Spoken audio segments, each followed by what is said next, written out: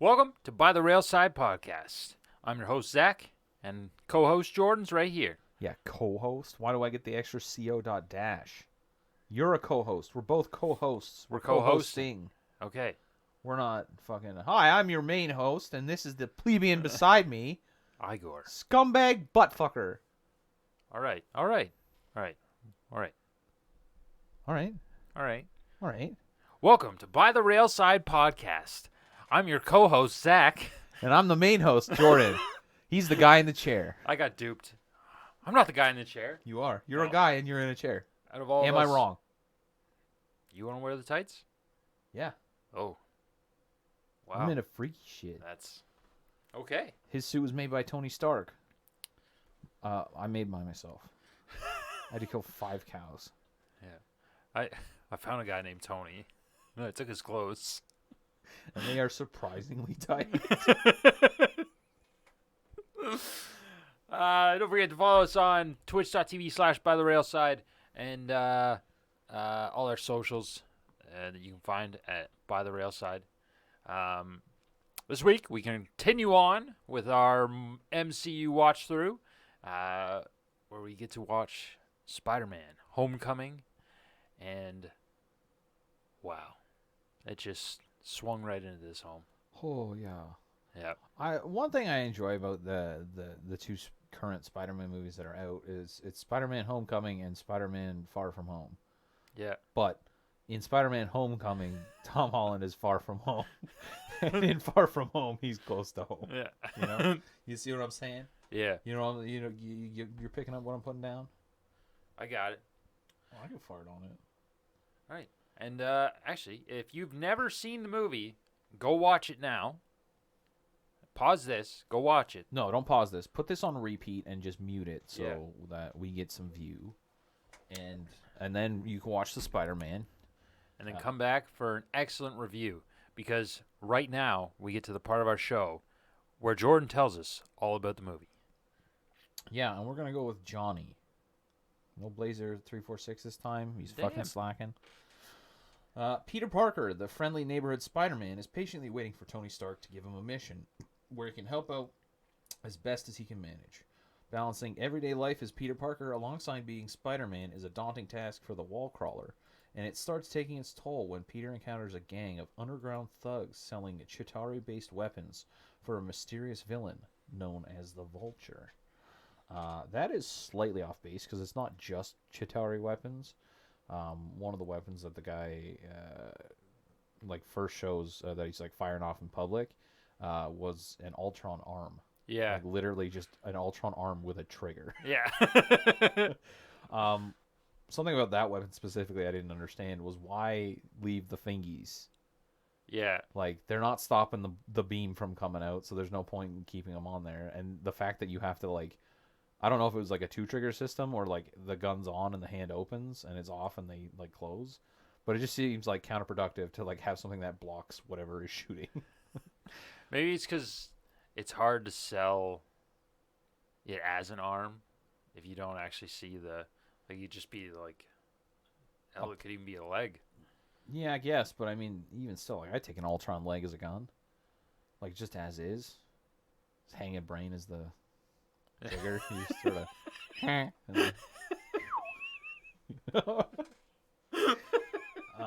A lot of people are having issues with the timeline of this movie, which I had questions about too, because it's 2 months after Civil War. Yeah. And so that means 8 months after he got his power. And in the beginning of the movie, it showed them cleaning up the Chitauri mess. Yeah. So that puts it at what, 2010? Roughly, yeah. And then it was 8 years later that you like saw Peter Parker. Well, I guess maybe, because I'm trying to think, because like he was holding a picture that I'm assuming Liz drew for him, his daughter, the Vulture's daughter. Spoiler. Whoops. And like I wanted to know how old she was because she's a senior in this movie, so let's just say 18. Yeah. Yeah. So she, well, I guess 10. You would be drawing pictures like that. Yeah. I don't know They're about pretty detailed picture. Maybe for a normal 10-year-old, I don't know. I was slinging bricks. Yeah. both literal and metaphorical drugs Yeah. to get that paper when I was 10 years old. Yeah, youngest drug dealer in the whole school. Only drug dealer in the Yeah. whole school. I took care of the competition. Sorry, Miss Wesbick. Uh-oh. Looks like you're not selling green to Susie anymore. Not today. Or I ever didn't again. even get her indicted on charges of drug related. I sent a message. On paper? Yeah, because it was back before cell phones were really a thing. Oh, yeah. I was just dating myself a little bit. Fuck. Yeah, so I just wrote a letter to the mayor, and I was like, yo, this teacher diddled. Yeah. I didn't tell him it was a fiddle. That puts Peter at 14. So he's 15 in this. Yeah. So 7. And then Iron Man 2, they confirmed that he was the little kid on the thing that was just like ready to blast the drone of Ivan at near the end. And then he had the Iron Man mask on the hand. Oh, that Iron was... Man, boom. Yeah, they confirmed that was Peter Parker. Oh, look at that. Yeah. Speaking of confirming people in the movie, Abe, one of my favorite characters, the sassy kid from the debate club that always used the bell for comedy. Yeah. He is the fucking main protagonist from Beast of No Nation. Oh, yeah. Yeah, same actor. Whoa. Yeah, vastly different Yes. characters. But I thought he played them both well. This one I think I liked a little bit more. Like, Beast of No Nation was a fantastic movie, and it had dealt with some very hard-hitting things. But I think, high when I watched it, so I was just not okay with it. Yeah, I was pretty uncomfortable. I was not high when I watched that, and I was very uncomfortable. But I think that's good. Movies should bring out the different things, and it should be hard, like, accurate to what is out there, especially if you're dealing with real-world subjects. Yeah. Not superheroes. Those Yeah, aren't real. superheroes you can go as goofy as you want and, like, be actual, like, soft all the time and lighthearted, I think is a better word. But when it comes to, like, child slavery, I feel like you definitely can't make any... Yeah. No jokes in that movie. Like, this is a very serious film. The only person that could have pulled it off would be, like, Mel Brooks. Yeah. Maybe Taika Waititi, but if he started writing that movie today, we wouldn't see it for another 15 years. Yeah. 'Cause Yeah. it's fucking goddamn artistic process. Write a movie, forget about it for a decade, then rewrite it for 2 years, and then start production. But yeah. Other than that, this that actor was good. I liked Flash. That guy plays a great prick. Yeah, he definitely plays a great prick. I didn't like him for the character that he played, because Flash is supposed to be a bully, right? And to me, that wasn't bullying. That's like shit I would say with my friends, like calling your friend Penis Parker. 100%, I would do that with my friends if I could find like an alliteration like that. 100%, yeah. And he never did anything other than like call him Penis Parker as like bullying him. Like when Flash fucked up in science class, and then Peter like was watching himself on YouTube, and then got called out, and was just like, yeah, I know the answer. Like, it's just you cancel out mass. It's just gravity times sine. And then he turns around, and Flash is just like, you're dead. Yeah. That's not threatening, especially to Peter Parker, because he's just like probably like on his face, he's like, "Ooh, I'm scared," but in the back of his mind, he's like, "I could lift a fucking bus." Like, I can stop a bus going 50 miles an hour. I am not worried about your tiny fucking, like, your, cinnamon stick arms. Yeah, and I think that's what branches this one off from the other two iterations of Spider-Man in film, is that those Flashes were, like, the big thug. Like, it was almost the classic 90s high school kids. Yeah. Where I think in this one, like, these guys actually seem like high school kids. Not like American Pie, where you're just like, these guys are 30. Yeah. And it's very obvious. Yeah. It's like, I knew 2 kids in high school that had a 5 o'clock shadow. Yeah. One of them was Jeff, and the other one was a girl. Yeah. No one had, like, the amount of facial hair and shit that they would have had. I think, like, all of the casting for this movie, maybe not Liz, she gives me the vibe that she was a lot older. Like if they had her as like a senior in university, I wouldn't be surprised. Yeah. But like a senior in high school, I thought was a little bit of a stretch. But compared to past iterations of Spider-Man, like it's definitely a step in the right direction. Mm-hmm. I loved the casting in this movie in general.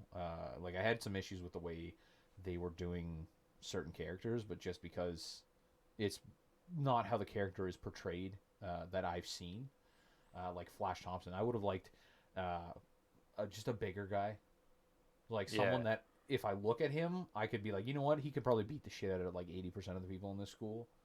But like him being a bully doesn't make sense to me, because like he talks shit about me or like to me, I'm gonna slap him in the face. Like even back in high school when I was not as confident, I still would have just smacked him. Yeah.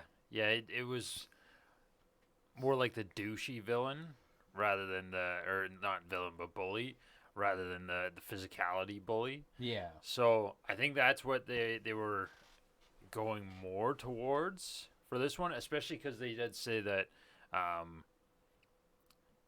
later on in the movie when Adrian Toomes is driving Liz and Peter to the homecoming dance, he mentions like, hey, like what are you planning to do after this? Even though he's a freshman. Sophomore. And then and he's like, well, don't you guys already pretty much have like your whole lives planned out for you going to that school? So I think that school was like a preppy type school. I guess, yeah. Like more on the fancy side. Yeah. Not as fully like, I don't think it's paid for type deal, but it's more on the like it's in the good neighborhood. Like when they say like, oh, I want a house in a nice neighborhood close to a good school, and that's the good school. Yeah, I guess. And I mean, I guess Flash did like drive his dad's fucking Audi to school every day. But other than Flash, I think like the casting was phenomenally done. They didn't go over the top for a lot of the characters, because I know a lot of the time they're like, oh yeah, no, we're just gonna hire this guy because he's like a popular actor, but he's like 6'3" and fucking built to the heavens.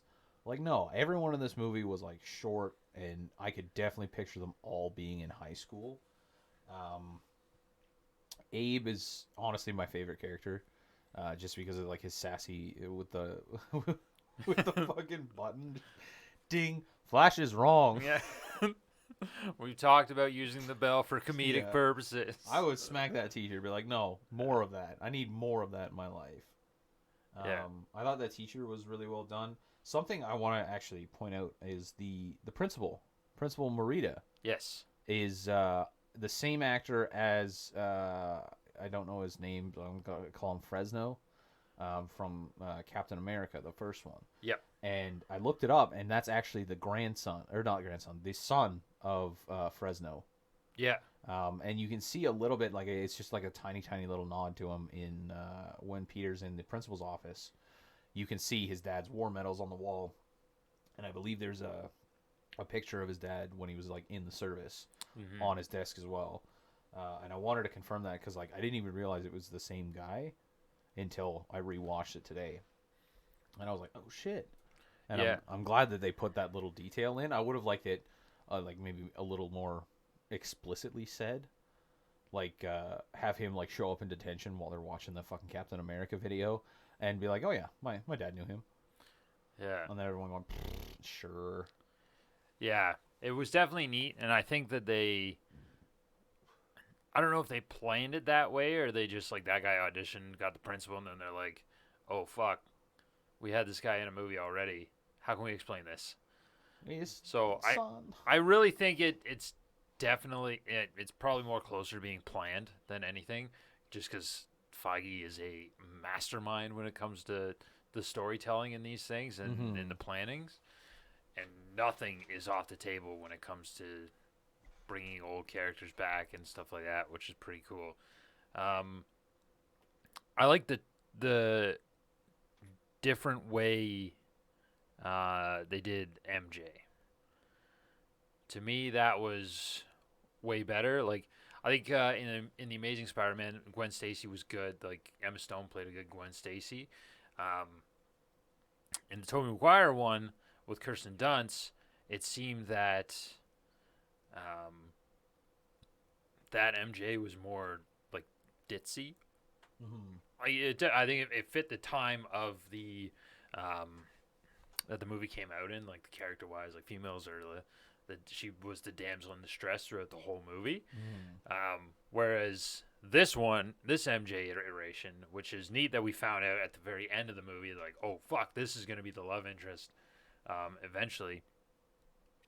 Her just being just sarcastic and just sassy the whole time really works. I really enjoy that as for a character for her. I enjoyed the character as well. I liked how they branched out and they sort of they mixed like Gwen Stacy and Mary Jane a little bit because in all past iterations, it's always been like Gwen Stacy was like the smart one, and then MJ was the ditzy one. And this one, they just kind of combined the characters. Like, okay, she has MJ's name, but she's also not useless. Yeah. I am really looking forward to how they like build on her character. Because I know they like obviously they build on it in the next Spider-Man movie, but I really want to see what they do in the third one because I think she's gonna be way more useful than just like oh no yeah like I'm Spider-Man's girlfriend. It's like no, she's like fucking with his suits and shit. Because like she's in the same school, she's got to have something. Yeah. Nothing really sets her apart, or like she doesn't really stand out as far as I can remember in the first two movies. Other than like she protests in this one, she becomes the captain of like the debate team, so she's got to have some smarts, and she's always reading a book. Like literally almost always either is current like reading a book or has a book near her. Yeah. A couple of things I did have issues with her is like it's very noticeable sometimes that she's like paying close attention to Peter. One of the most notable ones is like when he leaves Liz like right at the beginning of Homecoming, it shows them and then immediately pans over to like MJ and she's just like staring at Peter walking away. Like it's kind of obvious that she's after him, but at some points as well like there definitely should have been more indication that she was like paying attention. Like when she's sitting directly behind Peter and Ned when Ned is asking him like a bunch of questions about being Spider-Man. Yeah. And not like hiding it whatsoever, but she just doesn't look up from her book. Like not even a coy like just turn your head a little bit. So it's like this information is going directly into my ear, into my brain. I'm gonna remember this. Yeah. I would definitely like some more building on her, or like learning more about her character because even in the second one you don't really get too much on her, right? Yeah. It's just like, yeah, no, I know you're Spider-Man, but it's like, but what can you do for Spider-Man other than like the Gluck? Yeah. Yeah. Such a stressful day. I stopped 6 robberies, and then she's like, well, time to get down on the knees, you know. Yeah. Put the hair tie in, let's go. It's the hometown hero. What else? Oh, the reveal in these movies of Peter to those that end up finding out that he's Spider-Man are great. Having Ned just chilling in his room, holding on to this half-built Death Star, Yeah, and then just like, oh my god, and just dropping it. And then obviously at the very end, Aunt May finding out and doing that, cutting away just before the curse word because it's family friendly. it's PG-13. You can't have the F word. No fuck. Yeah, I Oh, think you're fuck. allowed one fuck. Are you? Yeah, Well, I guess this maybe wasn't PG-13 then. Maybe it was only PG. I'm pretty sure. You're allowed to. It's not like a mandatory. PG-13. PG-13, you have to have one fuck. Say one. Right at the beginning of the movie. All right, let's get this fucking over with. Yeah. Hey, there we go. Yeah. Quota met. But yeah, and so those were great. Aunt May, little on the young side, but I think it fits a little bit more just because of his age. Because the past iterations, well, Andrew Garfield's, yeah, he definitely was in high school, terribly. But for the Tobey Maguire ones, at least he was like close to university. Maybe we could just say that like it's a grade 13. That's why Aunt May was so fucking old. Well, But- it also like has to do with the comics because like I looked it up, and in the comics, sometimes she's like in her 40s, sometimes she's in her 70s. Yeah. Like one iteration, I found she was born before the Great Depression. Jesus. Yeah. So that's where I'm like, I had an issue with it. But I mean, like, I think Marissa Tomei in this one is like 55 or 57, like, not the character, Yeah. the actress. Yeah. She is around that age. So it somewhat fits. Like I've said in a past podcast, you definitely shouldn't want to pipe the elderly, Yeah. but it fits. I would like to see like whoever they had in mind for Uncle Ben, like if there's gonna be a flashback or something, because like I would hate for them to do like have Harrison Ford play fucking Uncle Ben with Yeah. Marissa Tomei. Like one looks like he's in his 80s and she looks like easily could pass like late 30s with the right lighting and makeup. I was kind of happy that you mentioned Uncle Ben because I'm glad they didn't put it in. Like it's one of those things. It's the same thing like how they sort of skipped the whole origin. Yeah. Like because everyone knows at this point, everyone knows how Spider-Man gets his powers. So it was nice that they skipped that part and then skipped, like there's nods to Uncle Ben in it, but they didn't show the whole like how he causes this, and this. Instead, they used Iron Man to sort of fill that void,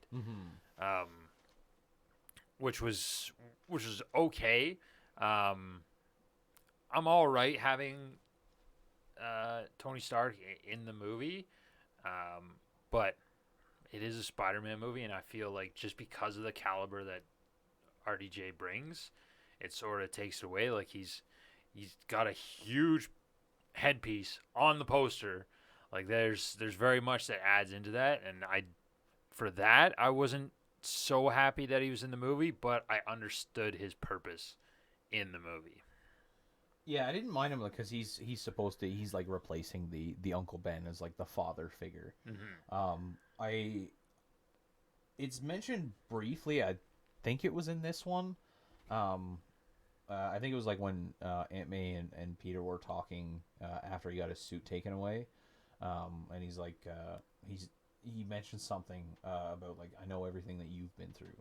Yeah. Peter says that to May, so that was like the only reference to possibly Uncle Ben dying, which I mean I think it would have had to been a long time ago for it to make sense, because like 8 months have passed.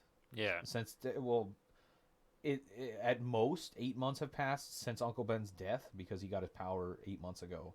So it was like right after he became like the Spider-Man. So let's say like give him 2 months to get used to his powers and get his suit up and running. Yeah. So 6 months ago his uncle died. Like he definitely would have been in mourning, and they didn't show that at all. So I honestly don't think they're gonna go with an Uncle Ben situation at all. I think it'll probably be like his parents died when he was really young, like Peter's parents did, and then like his aunt and his uncle took him in, and then his uncle died when he was still very young. Because I think that would be the only thing that actually makes sense. But yeah, Tony in this movie I liked because he was like, he's the father figure that got replaced. And if you know anything about the MCU, spoiler alert, he does do an Uncle Ben later on. Yeah. I don't think he had like that much time in the movie. Like this movie was very much still centered around like Spider-Man and Spider-Man's villain. Yeah. So I thought it was all right. Like he was only in the movie for maybe 10 minutes at most, because it was like he was in Bangladesh using Wi-Fi to remotely save Peter, and then he was saved the boat right at the end, and then like in the car. So yeah, he wasn't in it all that much or like all too much. The amount that he was in it I think was reasonable. I would have loved to see more on the Vulture, because you see his origin story, and that's like, hey, I'm cleaning up this stuff, I'm a construction guy, and then the government's like, nah, that's my shit. And then he's just like, well, now I'm a villain because I got bills to pay. Yeah. Like that seems like a pretty big jump. Maybe if there was like foreclosure notices or something like that on a desk, because like the only indication you get like is that he took a loan out to pay these guys and rent these trucks, and then the government was all like, nah. Yeah. Go fuck yourself. I definitely feel like the government would have been like, yeah, here's a refund for you, like a rebate, because you were contracted by the city to clean this shit up, and now a higher power has said, no, we need a special department to do this. You're like, okay, how about you just hire these motherfuckers? Yeah. They're already, they're capable of doing the job because they've been doing it. Yeah. Another thing that's coming to mind, and I don't know why, but that, oh yeah, because this is why I wanted to look up the timeline of these movies. So was this one, would you say like 2018-ish? Because if it's 8 years after Iron Man, Yeah. and Iron Man happened like 2010. Well, it was 8 years after Avengers, Avengers, sorry, yeah, yeah. I'm Avengers. So would you say that it's about 2018-ish? Yeah. Fuck, I completely forgot where I was going with this. You couldn't just let me speak? You had to interrupt, you bastard. It's a correction. That's all. Yeah, but the correction could have been made after. Yeah, no, you start talking because I gotta think about this. But yeah, definitely more on the Vulture. You just see little nods, especially when they find that truck, and the one guy had pocketed one of the Chitauri crystals and was fucking around with it, making a little hover thing. So at least you get some nods to where, like, he gets the ideas for the suit. But yeah, a little bit more on him because Michael Keaton played an unreal villain in this whole movie. And you see more of a turn to villainy. In the beginning, it looked like it was more just like survivability, trying to make sure that his family was okay. He was taking care of everyone. Yeah, he knew that the weapons that were being created were being put on the street so that people could do crimes. But it was like once he sold them, that was it. Until he killed the guy, and then I think that was his final flip to, yeah, I'm full blown criminal now, not like. Yeah, although he didn't mean to kill him. Like, he thought it was an Yeah. anti-gravity gun, so it's just gonna send him up in the sky and then never see him again. I remember where I was going with it. So I wanted to know what year it took place because they were talking about people like the DSD or the defense, whatever the fuck the government agency is that is on cleanup. Mm-hmm. They were still cleaning up stuff from Captain America. No, maybe it wasn't Captain America. It was the one where like Hydra got revealed. The 3 airships. Oh yeah, that's Winter Soldier. Was it Winter Soldier? Okay. Captain America. Yeah, and I wanted to know like when that one took place because I thought it was like a couple years before this movie. Release date wise, yes, but chronologically, no. This one it maybe a year, not even, because Captain America, Winter Soldier, that only took place over 3 days. Yeah. So, and then from there it went to Age of Ultron, right? Age of Ultron's after? Yeah. Yeah. And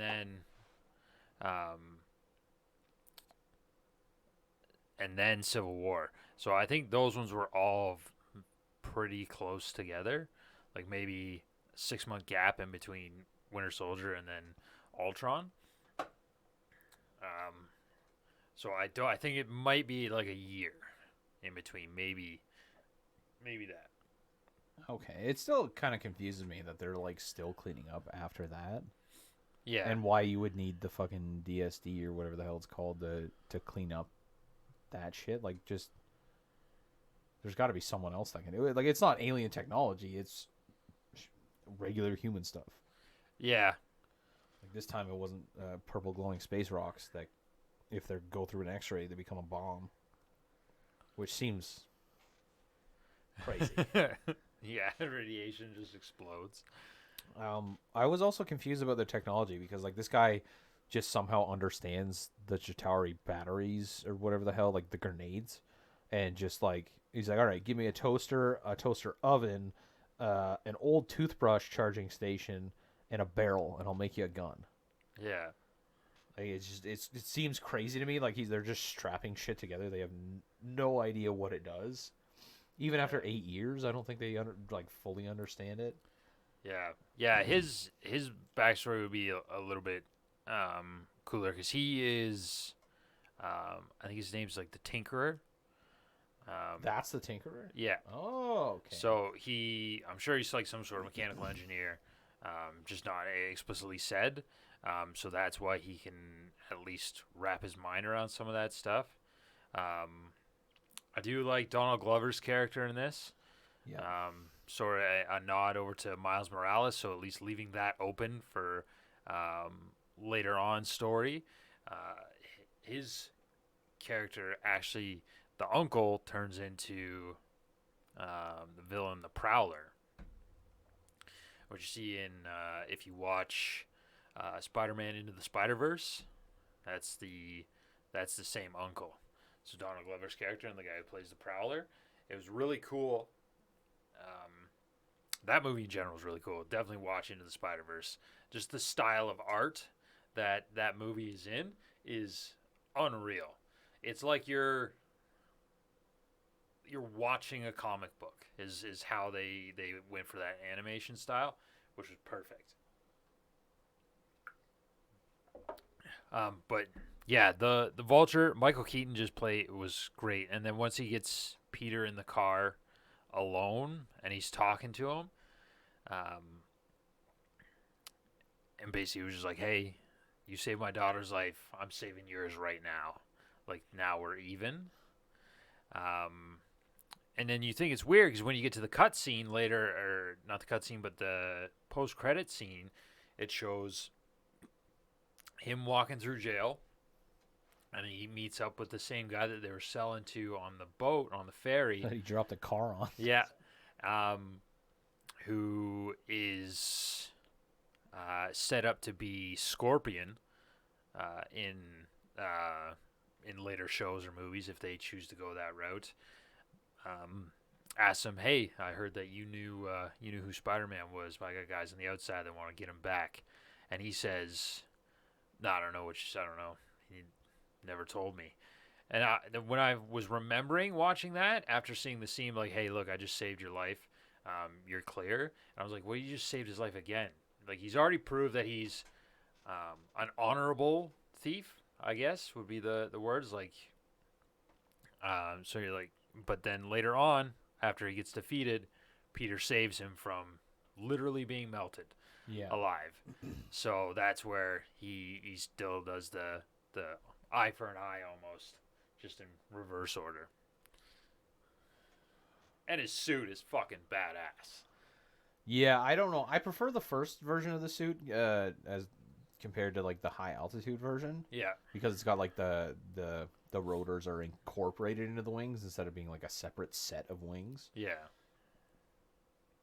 Michael Keaton fucking killed it. This role, I don't like. I've never seen a movie with Michael Keaton that I didn't enjoy. At least him in.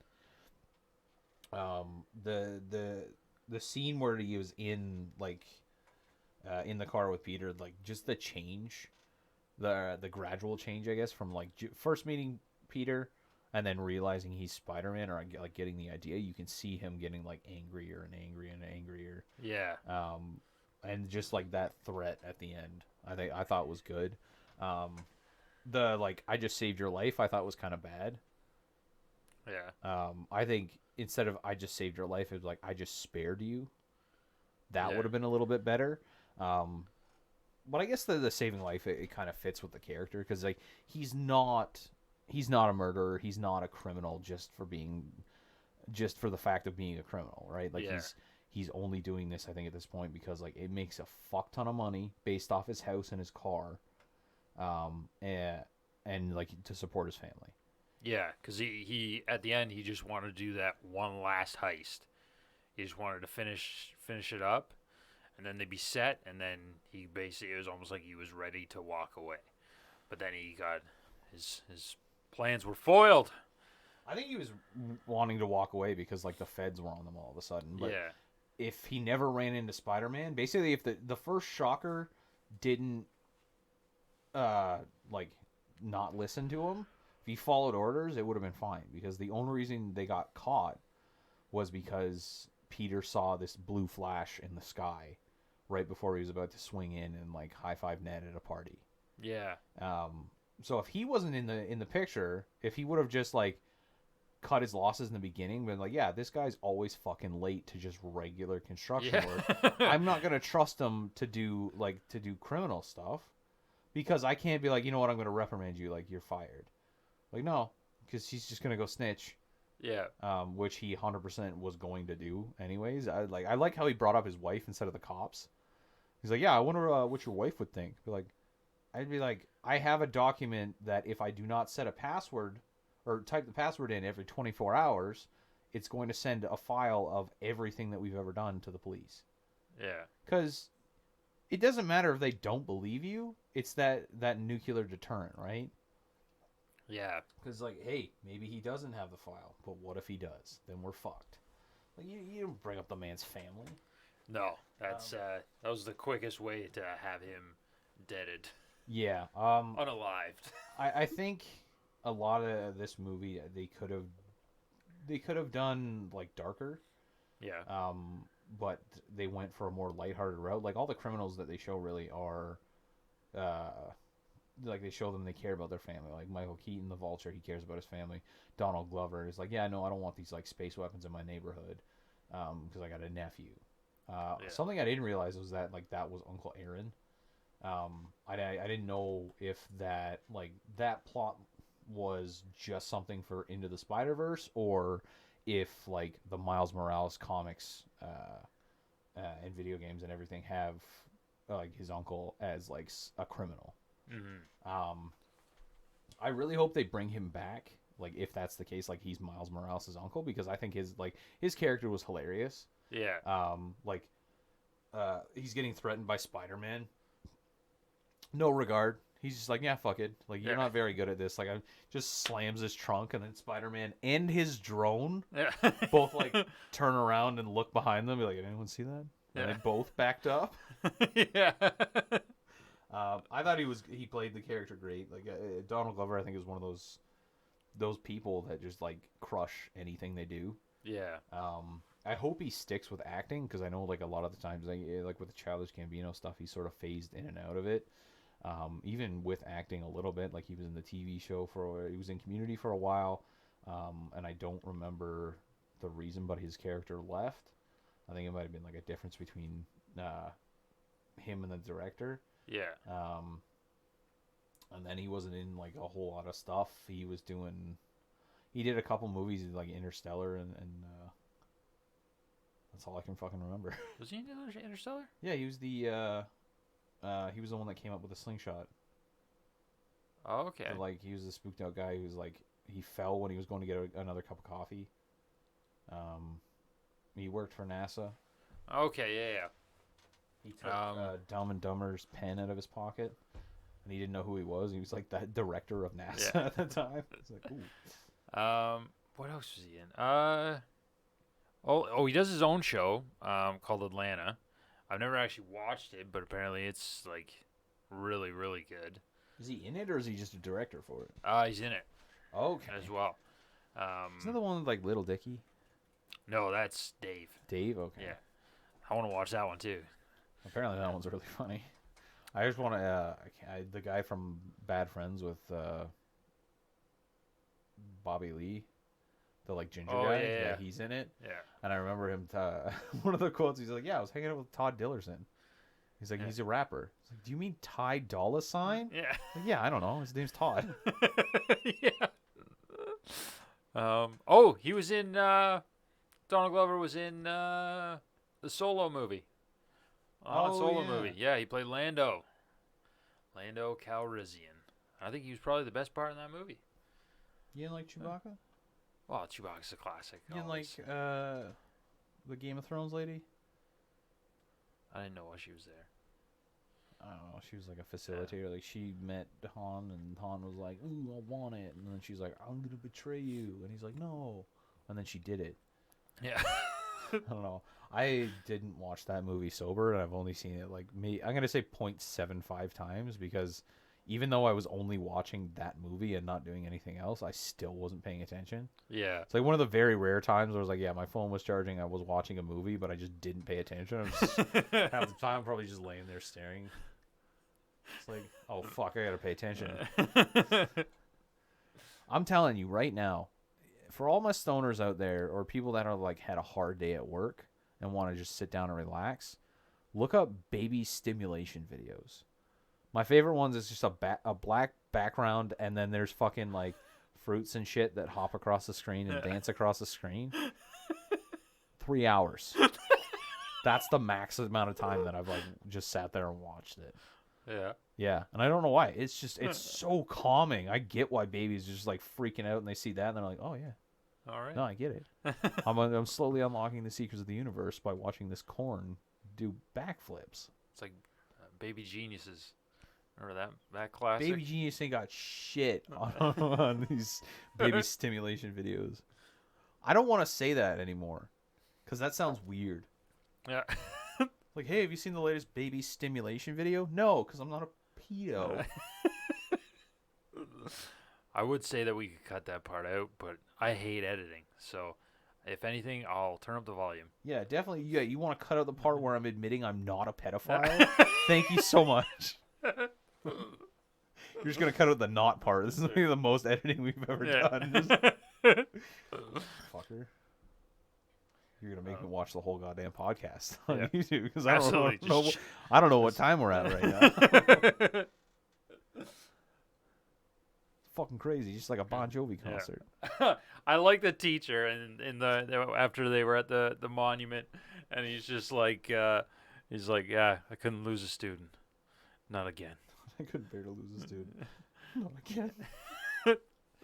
What the why does he still have his teacher's license if he lost a student? Yeah, it's maybe it's just the States. In the States, teachers are like they're basically peasants. They don't get paid shit. What do you mean basically? They are fucking peasants.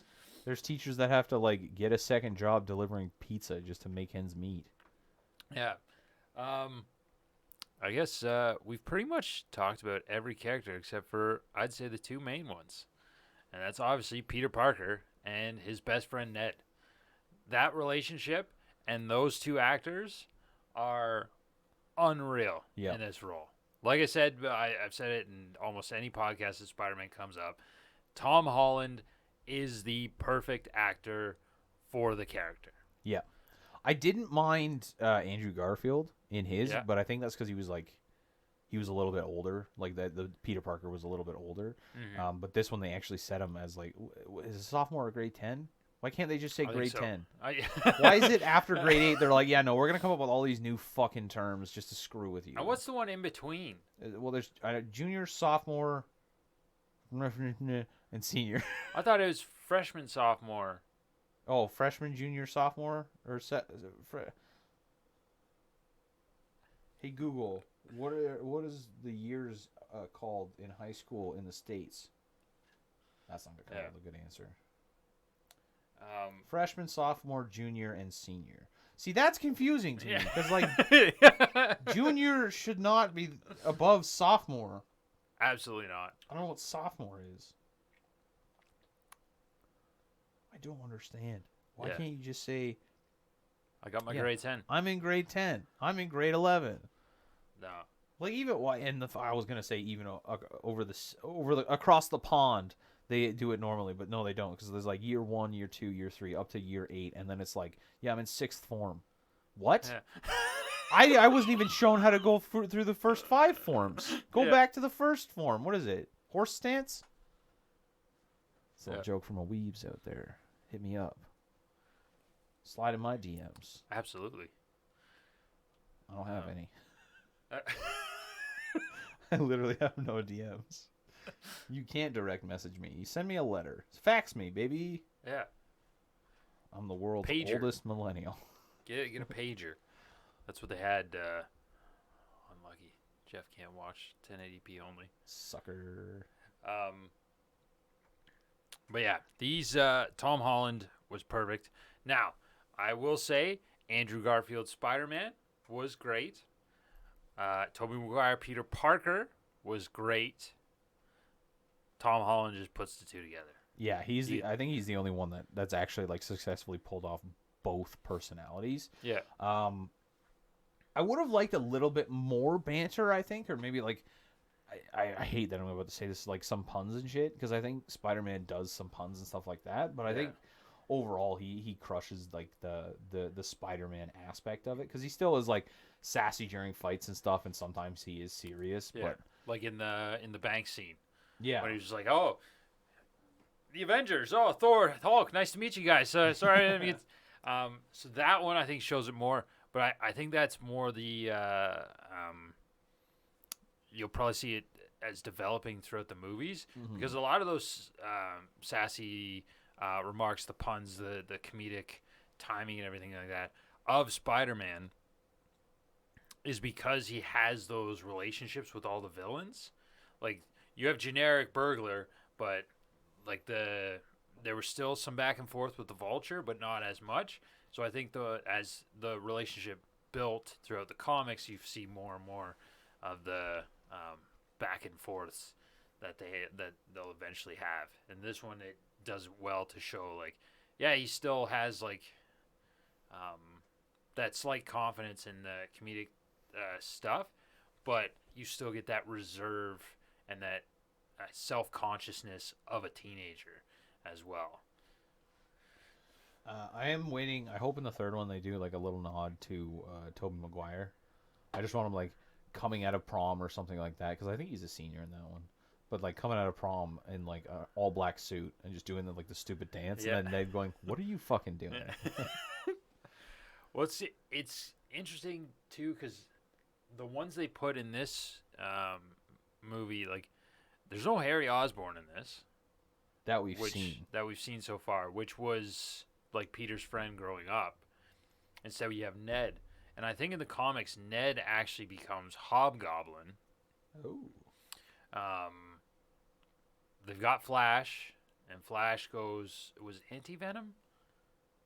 I think he was Venom at one point, and then also Anti-Venom, Yeah. And like, they have the Shocker in this one. Not like a crazy villain, but still adding in that. I want Rhino at some point, just because that is... What's that guy's name? I want the actor from The Amazing Spider-Man to play Rhino, because I thought he did a phenomenal job, but he didn't get enough screen time. Paul Giamatti. Yeah, from fucking Big Fat Liar. Yeah. I think he crushed it, and I think I loved his portrayal of Rhino. Mm-hmm. But they didn't give him enough time. It was like the one scene of him stealing a truck, and then like at the end, he just sort of got his shit kicked in a little bit. Yeah. But with the third one, I'm pumped because they'll have Molina's coming back. His Doc Ock is coming back, which he played a great Doc Ock.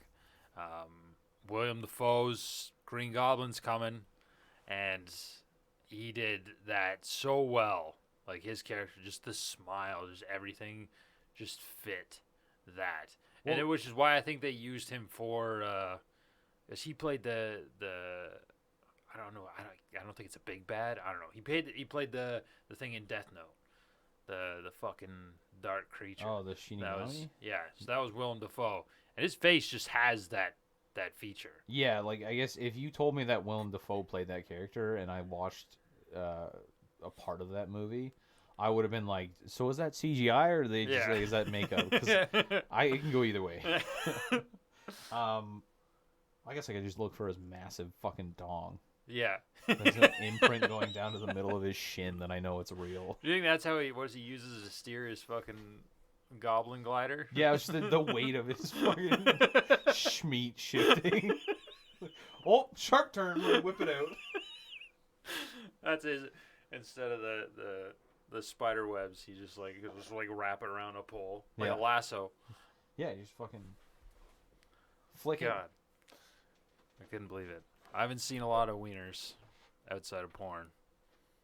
But that guy's wiener's You've probably huge. seen a lot of wieners, then, unless you're just watching, like, he's like, okay, this guy's dick is about the same size as mine, maybe a little smaller, so we're just going to watch this guy for the rest of my life. Yeah. It's unfortunate for you. I measure it when that's why I got to find bigger screens. so that I can. Wouldn't you want smaller screens? Make you feel better about yourself instead of like measuring up No. to Johnny the Nut Kicker. I was going more like I was Willem Dafoe, You're not Willem Dafoe. not in any way. no, You're not that creepy looking. like Ken Jeong. Kim Jong. No, Ken. Ken. Yeah, from the Hangover when he jumps out of the back of the car naked. Oh, okay. Yeah.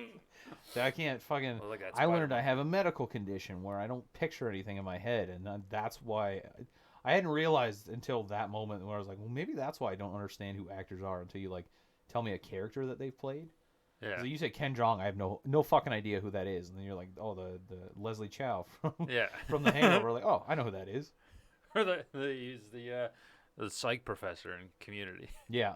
Oh, Psych. Gay. He's a Spanish professor. Was he? Yeah. I thought he was psych. No, he was Spanish. It was like super funny. What else is what else can we say about this one? The Did you see the sheer amount of diversity in the high school? Yes, it's very diverse. There was JROTC or whatever the fuck that's called, the Junior Army Boys. I saw a couple of Hasidic Jews in the hallway. Really? Yeah. It was like just for a second, and I freaked a customer out at work because I was like, I was watching it, and they came in, and right before they actually like walk in, you can hear what I'm saying, but I can't hear like the ding dong of the door Yeah. thing. So they opened the door. I was like, I think that's a fucking Jew. They come around the corner, and I was like, oh, I'm watching Spider-Man, and I saw a Hasidic Jew in the background. Yeah. And they're like, oh, yeah, okay. And I was like, I was so tempted. Like, get the fuck behind the counter. You're gonna watch this fucking movie with me. I swear to God. Yeah. I'm telling you, it's real. But like the high school, I think, was the best, the most well done I've seen of any high school in a movie. Like all the actors looked like they were age appropriate, height appropriate. The way they acted, I thought was really good. Like when Peter first shows up to school, everyone's like doing their science stuff in the school and in the hallways, which makes sense for like Midtown Tech or whatever the hell it's called. Yeah. And then when Ned comes up to talk to Peter and talking about his like Lego Death Star, Peter's like, no way, that's awesome. And the cheerleaders beside him are just like, fucking nerds. Like, you guys are such losers. Like, that's accurate. Because for some reason, Lego is seen as childish. But last time I fucking checked, that box says 8 and up. Yeah. I'm up. I'm the plus. No, 100%. And I hate. I'm so glad that we're more in.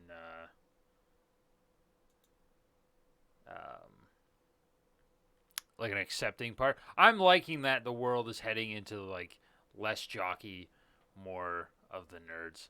Like there's a lot of stupid people. I guess you can throw jocks in there too, but even the sports guys are like nerd guys. I think there was like a basketball player that had like his uniform and his shoes were all like One Piece themed. Yeah. So I think it's just a lot cool. more acceptable nowadays. Yeah. Like as before, it's like, oh, you play D&D, you're a fucking nerd. But now it's like, no, like I enjoy D&D. I enjoy this nerdy stuff. Like I'm doing what I like.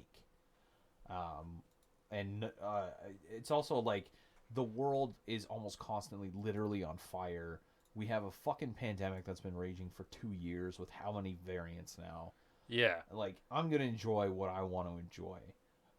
There's an MMA fighter. I don't know his name, but every single one of his fights in the pre-fight thing, like in the ring, he's doing anime shit.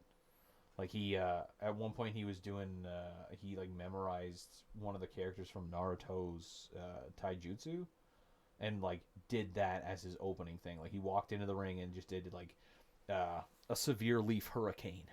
For anyone that actually knows what that is, congratulations. For everyone else, watch all the episodes of Naruto. Not Boruto though. That's just fucking. It's Sure. yeah, because it's 49 episodes that are canon, and the rest of the 250 some odd episodes that are out now are all filler. I'm not watching the fucking show that is mostly filler. Yeah, I guess. Yeah, I hate filler. Fucking Well, it wouldn't be garbage. so bad if they did it like the way that Naruto did it, or that like One Piece does it, where the filler episodes are filler, entirely filler. But the way Boruto is doing it apparently is, um, some of them have like information that is relevant to the story in it, but they don't put it in, or they don't put a timestamp, so you have to watch the entire fucking episode to get like a 30-second clip that is imperative to the story, or you're just fucked. Yeah, that's like. That's shite storytelling. Yeah. You're just fucking baiting me. That's like if I want to buy a cosmetic item in a video game, but I can't because I have to buy the whole pack instead of just like a gun skin. Yeah. Scam. Fuck them. I don't Yeah. care. There was a lot of comedy in the movie. One of my favorite parts was when like Ned and Peter are like talking about the tracker and the suit, and Yeah. Peter's like, I don't want Mr. Stark to treat me like a kid anymore, as he's bouncing on the fucking bed. Yeah. Like, you have to realize the irony of you doing that. There's no fucking way. Like, oh, I want to treat me like a big boy. I got my big boy pants on. I haven't shit myself in at least 2 months. Yeah. It's been 12 for me. Yeah, and the even like the little ones were just like oh, would you like to activate advanced combat mode? Oh yeah, absolutely. Let's go. And it's like activating instant kill. No, no, no, no, no. Yeah. Just- Why was that in the suit? Because, like, Tony's like, yeah, no, this is a child, 100%, unless he was, like, planning that far ahead. But in my mind, if I'm, like, a tech genius, I'm gonna be like, you know what? This is a child. I probably shouldn't put anything, like, more lethal than a Nerf gun in it. yeah. But he's like, no, insta-kill. We got it.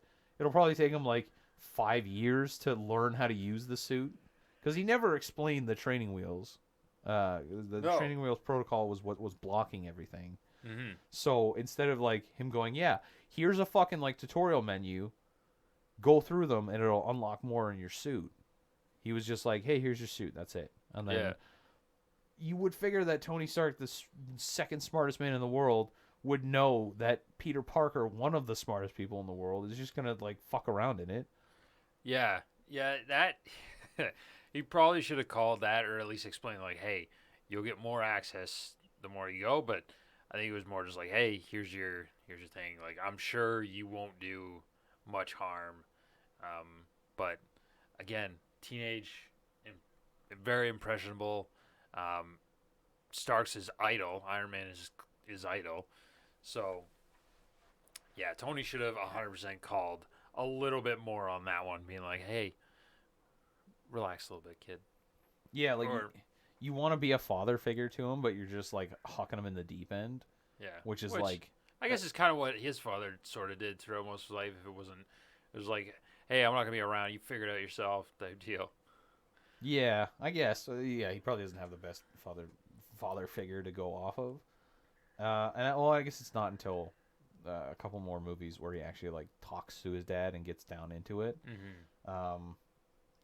I didn't like the flip flopping of Tony in this one because it was just like he was either just 100% joking and calm, or like just fucking riled up and pissed for no reason. Yeah. Like when he was yelling at Peter, like, do you not think you should have told him that you called the FBI to stop the people selling space guns? Yeah. Because he's already called Happy about it multiple times, been shut down. So if you knew about it, you should have been like, hey, FYI, got your message. Mm-hmm.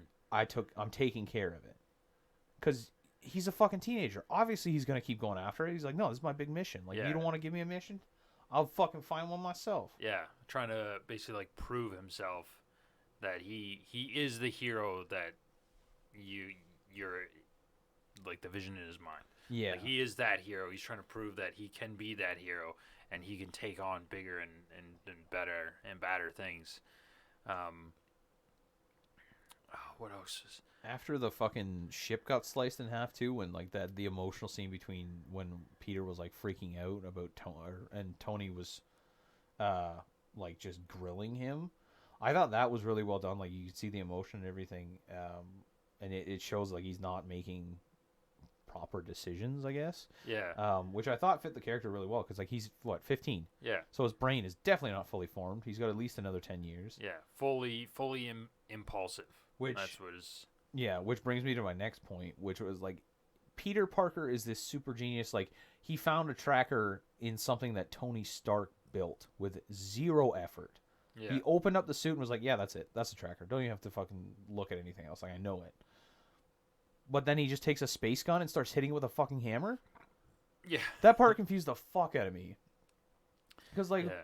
you're supposed to be a super smart guy. Don't hit shit that like cut a boat in half or blew up a fucking van with a hammer. Yeah. Like, okay, this is the power source. Let me just bop bop bop. Yeah, I got it out of there. Well, that happened before. So that happened before the boat. Yeah, he was no. being That's why. hammered, yeah. That's why I changed. Like, because it Yeah. still blew the van up, right? Yeah. So it just didn't make sense to me that Peter would just be like, "Yeah, no, I'm just gonna hit it with a hammer to get this power source out." Like, you don't know what this is. You don't know what it could do. Take a screwdriver. Take this thing apart slowly, or do it where you're not surrounded by other children. In shop class. Mail it to Tony, or like just go to Yeah. fucking Happy. Be like, "Hey, I found this alien space rock that I probably shouldn't have, and I have it. Can we do some investigation? Yeah. Can I get like Viz up here? No, that's not possible. Can I get Anthony? Anthony, please. Anthony Mackie, Mr. He Birdman. was on the other side. Birdman. Yeah, bird on bird. But was he in jail yet? Yeah. Was he? Yeah. This happened after. No, he wasn't in jail at this point. Yeah, he He was was. out of jail. They don't know that yet. No, yeah, they might. But he wouldn't have contact with him because he was on. Spider-Man was on Stark's side, not Cap's side. He still thinks that Cap did a bad thing. Yeah, that's only because No. fucking Tony told him that Cap Yeah. did a no. Just filling his head. Garbage. Cap. Fuck the system. Fuck the government. Take him down. Yeah. Let's move to Wakanda. I'm down. Forever. Ooh, next movie, which unfortunately has put a stop on production because Letitia White, who played T'Challa's sister, injured herself on set. What? How? What'd she do? I don't know. I think it's happened. I think it was like a wrist. I think she broke her wrist. I'll kiss it better. She's also apparently anti-vax. So. I'll beat the shit out of you. And that's not a gender thing. If you're stupid, I will hit you. I don't care. I don't care what you are, what you identify as. You want to be anti-vax, you're going to be pro these hands. Yeah. Ned's guy in the chair bit, when he gets caught by that teacher, that comedy thing was just like, he was just grasping at so many things in his head, and he's just like, "What are you doing up here?" "I'm looking at porn." Like he even said it as like a question. I feel like you could have done something better with that. Like, Yeah. I'm playing Fortnite. That was a thing, wasn't it? This was, what, 2017? Probably, yeah. Fortnite was probably out. If not, there's Call of Duty, BRs, Yeah. fucking RuneScape. I'm upstairs playing video games instead of going to a dance. No, that's the thing. He went to the dance and Yeah. he decided it was too lame. So Yeah. Peter left. I got no show anymore. Yeah. I'm going to the library to play fucking RuneScape. And then after that scene, you get more into Peter finds the Vulture again. That was great acting on Tom Holland's part when he was just buried under everything, and you could just see it influenced more that he was a child. Like, he is a child because, like, he got pretty badly hurt and he's crying and he's just, like, doesn't know what to do. He's super scared. And then he just fucking mans up. Like spiders up. Yeah, spiders up. Yeah, we'll use spiders up because I don't want comments to be like, "Oh, well, yeah, man's up, eh?" Well, Oh, no, fuck off. because he was, when he said his name, he's like, all right, come on, Peter. Yeah, Like, so timid. And he wasn't pushing up. And he's like, all right, come on, Spider-Man. Come on, Spider-Man.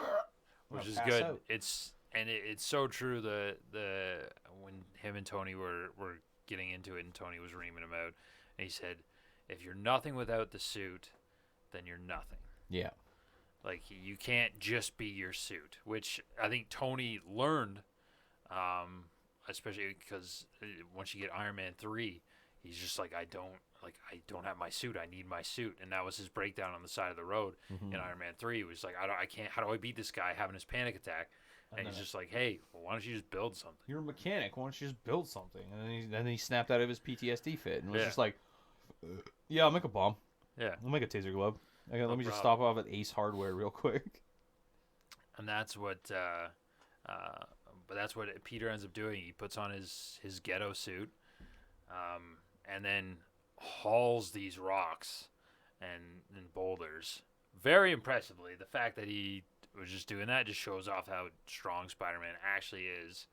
And then he still goes and flies up, fights the Vulture in midair, and takes down a plane, stops the plane from crashing into buildings and shit. The ending of this movie was very well done, I think, and it showed the true character of Spider-Man, how he just doesn't want people to die. Even if you're the bad guy, like, he'll still save you. He'll take you out, but he's going to save you and follow the law. Well, that, and I mean, like, you're definitely not getting any poon if your dad just died. It's like, hey, my dad's a criminal and also died, so I don't think we're going to do sex tonight. And then Peter's just like, but come on, I'm a good boy. Yeah. Yeah.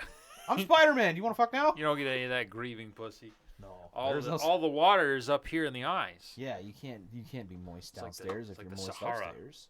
Yeah. It's it's the same thing, same concept. We can only run one head at a time. We only got enough blood to run one head at a time. We call that the DeWalt fleshlight. Yeah. It's just a tube. Inside out tube of sandpaper. That's what it feels like every time a woman cries. I looked it up. I talked to a doctor. Yeah. His name is Phil.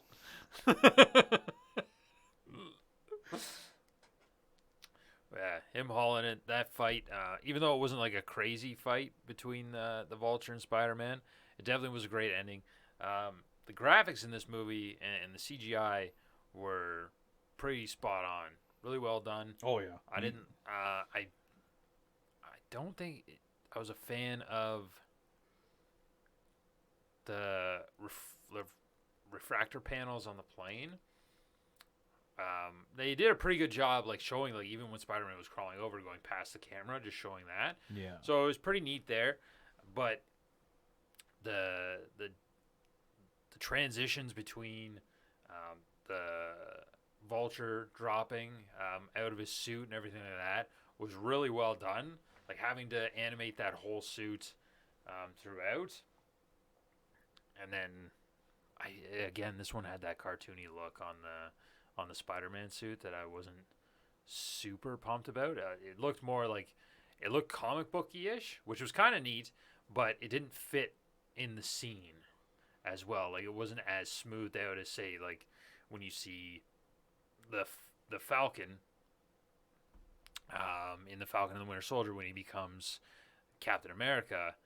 Like, a lot of that suit was CGI. Yeah, but it didn't look CGI. Yeah, it looked like a rougher suit, just like the Captain America uniform, like stuff like that. Whereas this one, you can tell, even though they did use a practical effect, it's very touched up. Yeah, like it if someone told me, like, I honestly didn't even know that they used a practical effect. Like, I figured for the mask they did, just because it's kind of hard to, like, shield someone's face. So, but if someone told me that it was 100% CGI suit, it wouldn't surprise me at all. Like, that's what I thought it was. Just because of, like, the scene in the alley when he's, like, first putting on his new Tony suit. It didn't look good. I think I would much prefer they have, like, minimal CGI for the suit and just do, like, practical effects. Like, it looks so much better. Yeah. All the other effects in the movie, though, like you said, they fucking killed it. Like, specifically the one that blew my mind the most was when he was on the ship after it got cut in half, and he was trying to, like, save it. While he was swinging through, they did like, After Effects for, like, you know when you, like, move your hand through smoke and there's, like, the like 3 seconds afterwards that are, like, still trails after it. Yeah. They did that so well. Like, he kicked through a fire, and you could hear a little ting, so he hit something, and then, like, sparks flew up. It's kind of hard to, like, be specific about it, but Yeah, yeah. when you're watching it, if you pay attention to it, like the attention to detail is insane in the movie. Yeah. Which I mean, it makes sense because like this is a late stage MCU movie, so their budget is fucking astronomical. Yeah. And their VFX teams have always been phenomenal. Yeah, well, no, maybe not always, but Yeah. they've definitely improved significantly over time. Mm-hmm. I will say this, and then, like every single time I talk about effects, I want to reiterate, like I prefer actual like physical effects. Yeah, the practical. Yeah, the practical effects. Thank you. I forgot the word for a second. I prefer practical effects over anything over CGI because I feel like while you can't have as much detail, the detail that you put in, it just looks better. Mm-hmm. Because I'm not sitting there wondering like I wonder how long they spent on a computer to do like that person's hair. It's just like I wonder how they fucking came up with the idea to even make this. Yeah. Star Trek is a good example of it. Like a lot of the aliens, that's all practical. It's all like makeup, and I just think that it kind of sucks you in more. Even his original suit was kind of CGI. I guess only in the parts where like Peter Parker is CGI'd when they're like up in the sky or something like that. Yeah. But when he's just like in his old suit, his original suit, I think it looks a lot better than his Tony Stark suits. Mm-hmm. I kind of want them to go back and like to the original style of suit, like have him actually in a practical suit. I don't think it's gonna happen. It might in the newest one because he may not have access to like all Tony Stark's stuff anymore. Yeah. He still has the nano suit, the nano spider suit, but he can't do upgrades or anything like that if he doesn't have access to Happy and all Tony's shit, right? Yeah, and at least with those ones, like you can tell, like the reason why it's this way is because it is that nano suit. Like in Infinity War, when you get the Iron Spider-Man suit, like that one's full CGI. Yeah. So if you're gonna like, don't 50-50. Yeah. Go full in or full out. Yeah. 100% on or 100% off, because if you do it, you're basically just half-assing both at that point. Mm-hmm. It's like, yeah, well, we don't need to do the suit 100% because it like we'll just CGI it, and we don't have to worry about the CGI being 100% because at least the suit basically looks how we want it, but not 100% there. Just stop being fucking lazy. Yeah. I don't care if you're like, well, I can spend like 6 hours. I can pay someone $7 to spend 6 hours on staring at a computer screen, or you can pay someone top dollar to fucking create something beautiful. Yeah, like the Deadpool suit. Yeah, is a good one, or the original Spider-Man suits from the Tobey Maguire and mostly the Tobey Maguire one. The Andrew Garfield one's pretty good too, but I think there's a little bit of CGI in that one. But yeah, the Deadpool suit, it's literally just the touching up of the eyes. Yeah, and that's only because like he moves them around. I want to know how they did the eyes for these ones. I'm assuming it was entirely CGI, but like even on his original suit, he had the eyes that moved. Yeah. So I don't know how they did that. So that must mean to me like obviously Peter was the one that designed that, and Tony just like stole his design. Yeah. But I would like to see. I'm assuming it was all CGI.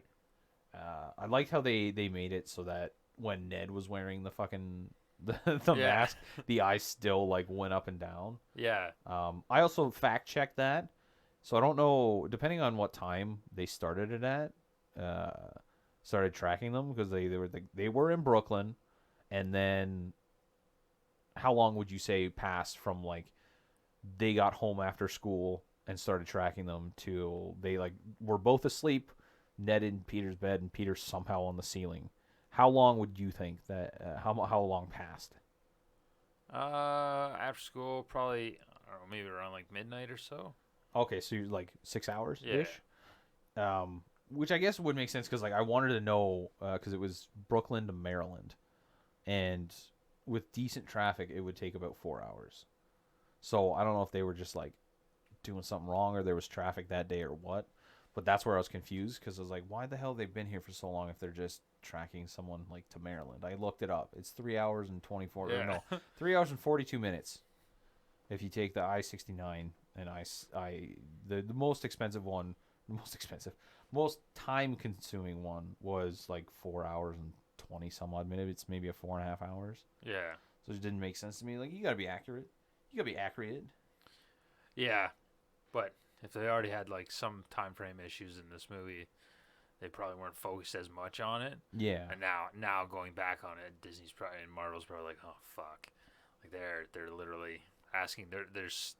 There's so many questions asked of like different things that when I read on stuff online for all the Marvel movies, just like looking at it, and be like, holy fuck, someone asked that question. Mm-hmm. Okay, now I definitely want to know the answer to this. Just like, well, why did Peter go with why is he going black and red and for the next one? Like, why does he make his new suit that? Or just like, why did it take this long here? Or why did Cap throw his shield on like a 30-degree instead of a 40-degree angle? And you're just like, how the fuck do you even? Yeah, those are think the of these math things? nerds that are like the 1 in 78 people that actually use math in their everyday lives. Yeah. Everyone else is like, yeah, I know 2 + 2 = 4. That's all I need. And these guys are like, yeah, well, I calculated the angle of the sun at that time, and actually the moon would pull Cap's shield 4 degrees to the right, and he wouldn't be able to catch it. And I'm just sitting there like, it's magic. Yeah. Fuck it. This Yeah. shit shouldn't bounce. Yeah. It's made of vibranium, like the thing that is famous for absorbing all vibrations. It can take a fucking shot from Thor's hammer, and he like doesn't even move, but it'll bounce off a fucking wall 3 times to bean a dude in the throat. Like, goddamn. Yeah. Just some questions I want, and some questions I think are just too much. Like why did he throw it at this angle? Because he's in the middle of a fight. He just fucking threw it. He's not worried about like, okay, I gotta turn my wrist 42 degrees and then release, and I fucked it up, and now my shield's in Wisconsin. Yeah. Damn it. But yeah, everything about this movie I really enjoy. Definitely did a better job with the intro to Spider-Man and not just dragging it out for an extra 40 minutes so that you can understand how he becomes Spider-Man, how this happened, Mm-hmm. where's this character. It starts you in so that you already know, gives nods to what happened, but nothing repetitive since there's already been pretty in quick succession 3 different Spider-Man. Yeah. I hope that they do a Miles Morales. I don't know if they're going to.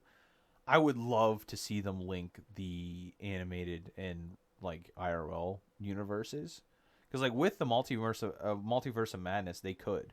Yeah. And then you could bring in like Gwen Stacy Spider-Woman and fucking Nicolas Cage Spider-Man. Yeah. I just want that. I just want like a black and white Yeah. Nicolas Cage Spider just Noir. staring at a fucking Rubik's Cube like in real life. Like, what is this? And I think that's what they're gonna end up doing, especially when you see the ending of Venom 2. It's been out for a month. If you haven't seen it, it's your own fucking fault if you don't want spoilers. The end of Venom 2 shows him in that credit scene going and getting transported to the universe that Tom Holland's Peter Parker and Spider-Man is in. In the Morbius trailer, the first trailer that came out showed Michael Keaton in his jail uniform saying, "Hey Doc, what's up?" So knowing that they're already in the same universe, Mm-hmm. it's just going to be mind-blowing. And the fact that there are some people out there that think that this superhero hype and fad is soon going to fade out. There'll be people will just get tired of it, overloaded, just not as excitement. I don't think people are excited because it's a superhero movie anymore. They're excited because it's a Marvel movie and the storytelling is good. Yeah. That's why even with the critics for the Eternals, The critics had it rated at like a 56 on Rotten Tomatoes, and then now that it's finally out, um, it's sitting at like an 80 with the user reviews. So people who actually went to go watch the movie, and it didn't stop them. Like it's still gonna make money. We'll let you guys know our thoughts next week on the Eternals.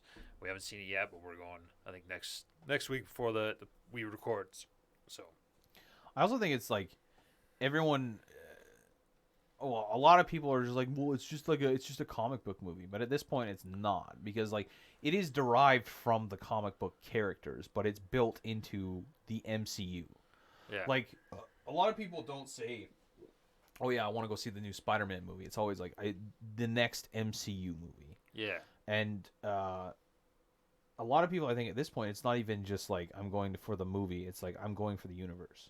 yeah, Because even if you don't enjoy Spider-Man as a character, like there's Tony Stark, there's Happy, there's so much other shit from the universe that's still in this movie. So there's always something for everyone, I think, in every movie. And with what they're doing with the universe, like how they're changing it with like the Multiverse of Madness, there's unlimited possibilities. yeah, So like for all you people like, oh, what about my representation for superheroes? Like, why are my people are like, why am I not represented in a superhero? Like, just fucking wait. yeah, We'll get there. You have to knock the base out first, but almost all the Avengers have changed.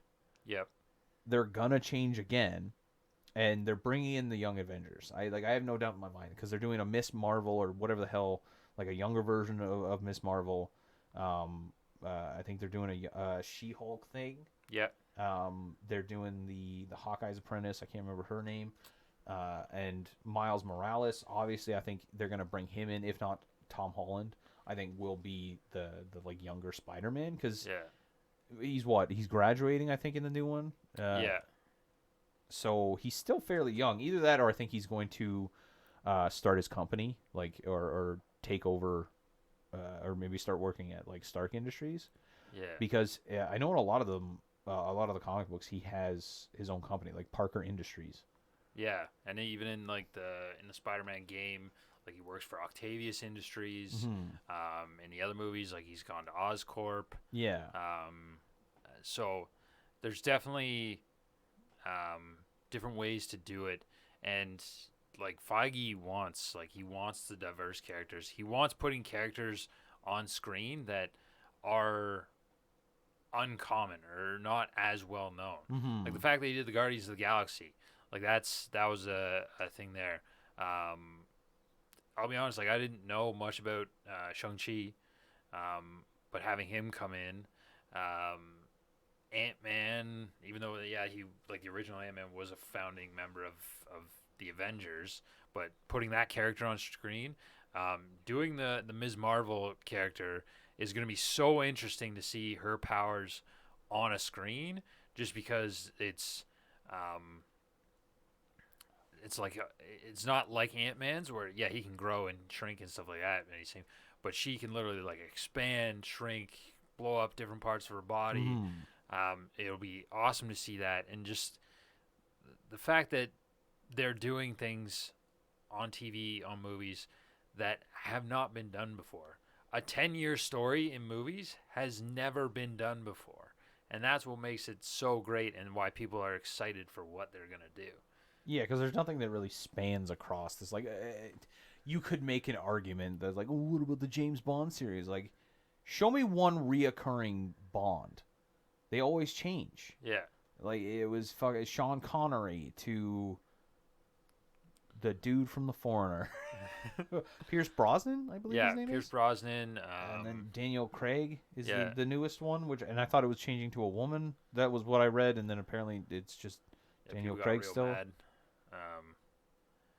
I don't know, but there's gonna be a new one. Like this one that just came out was Daniel Craig's last Bond film. Oh, okay. So they're gonna have another. If they're gonna continue on with James Bond, then they're gonna have someone new play. I want a gender neutral, I'm trying to racially ambiguous person. So I want to look at James Bond and not know if it's a man or a woman or like what race they're like. Because I want someone with alopecia. no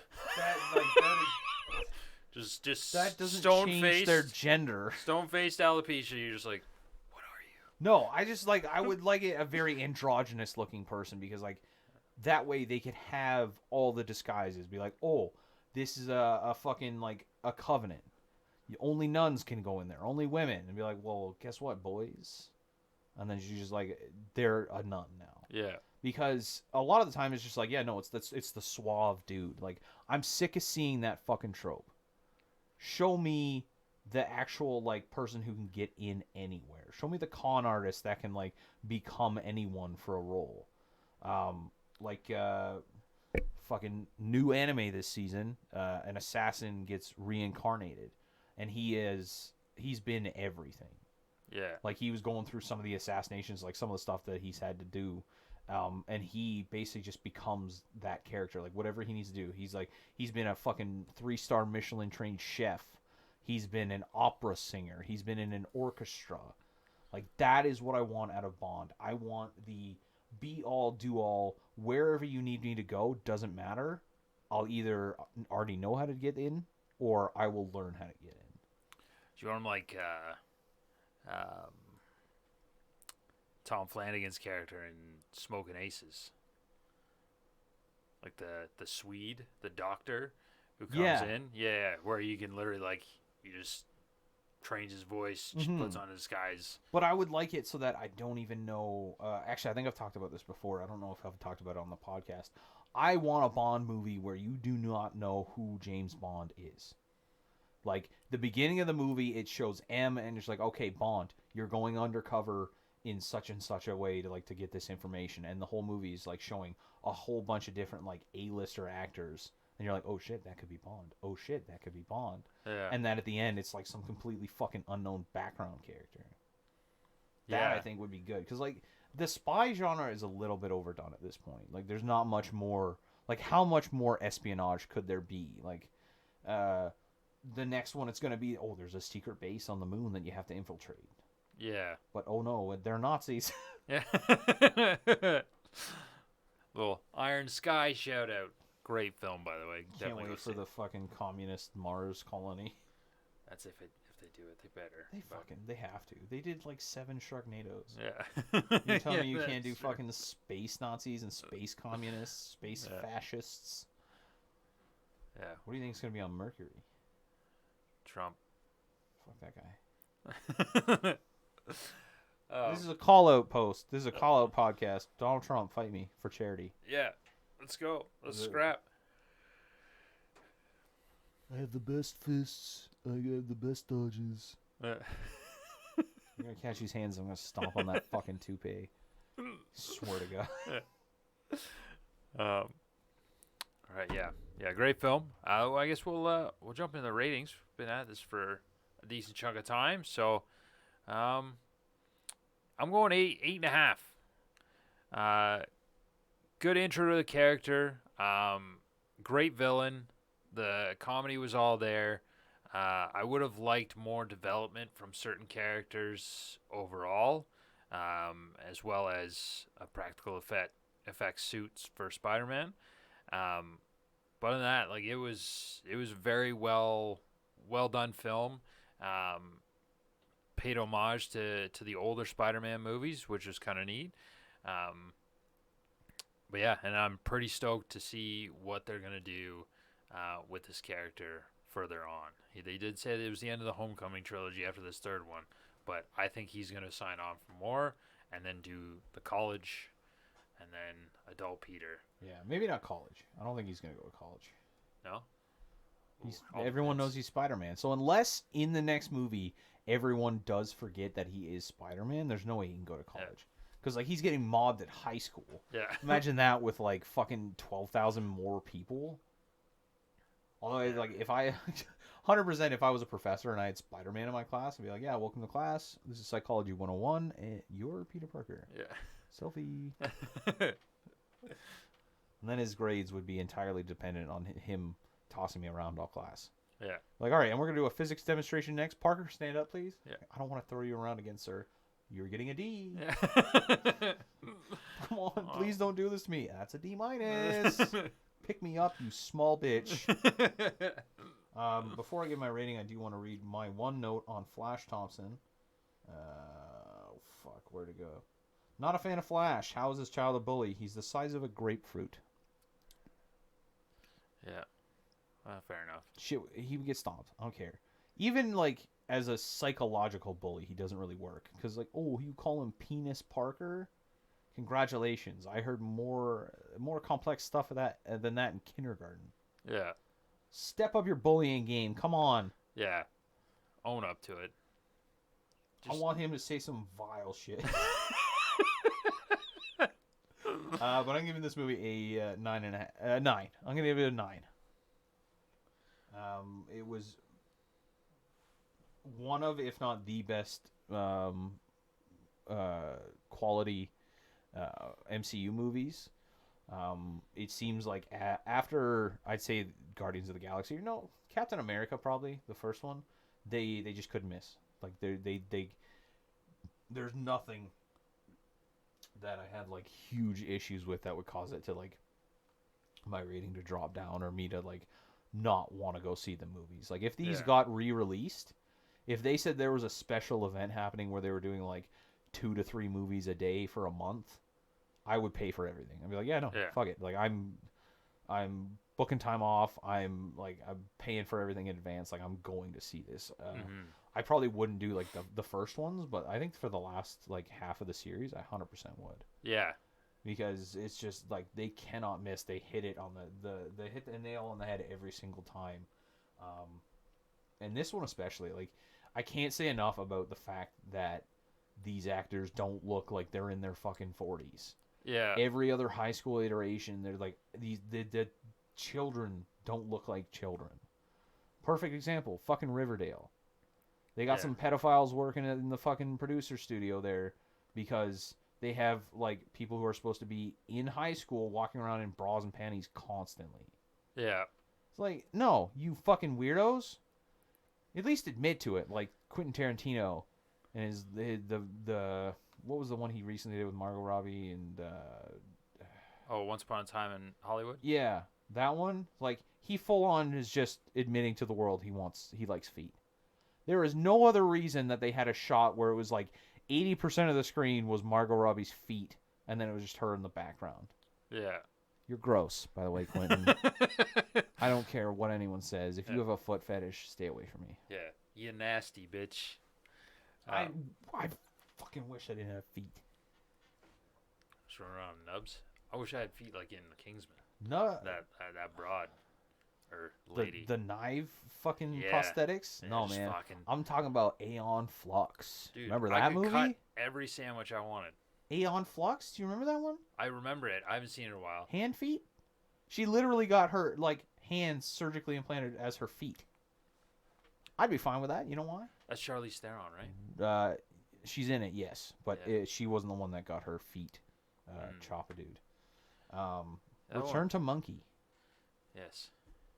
Which is, I think, that saying is white privilege. Think about it. If like me as a white man saying Return to Monkey, people are like, haha, memes. But like, if a person of color said that online, you know how many fucking racist comments they would get? Oh yeah. Like, I'm slowly starting to understand white privilege. Like, there's certain things I can do and say. That I just don't, I have no regard for it. I don't even think about that shit. It's like walking home at night. I'll be like, yeah, it's 3 a.m, dark out. I'm just gonna walk home. Yeah. I don't have to think about anything. Like, is it raining? I did that a few weeks ago while I was waiting for a cab. Yeah, you made a TikTok. Yeah. You should check it out. It's great. It's half speed, so you make sure you can hear everything. I shut it off as soon as I heard myself going like half speed, and I was like, "Why did I choose to?"